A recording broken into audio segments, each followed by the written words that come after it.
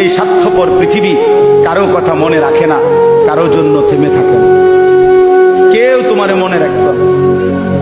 তুমি মরে গেলে কারো হাতে সময় নাই তোমারে কান্দে লইয়া কান্দন, কারো হাতে সময়। এ বাপেরে দুপুর বেলা জানাজা দিছে, আসরের পরে বাপের জানাজা হইছে, কত কান্দা কানছে জিফুতে। এশার নামাজের পরে পাশের ঘরের থেকে ভাত তরকারি আনছে, এর ওই পেট ভরে ভাত খায়।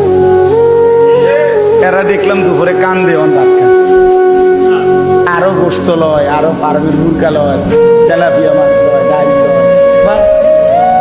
কি আপনারা দেখলাম বিকালে কি কান্দাটা কান্দেন, অর্থাৎ বুঝাইতে চায় ওনার জন্য তো আমি না খাইয়া মরে গেলে হইতো না, ঠিক আছে কাঁদছি তো কাঁদছি।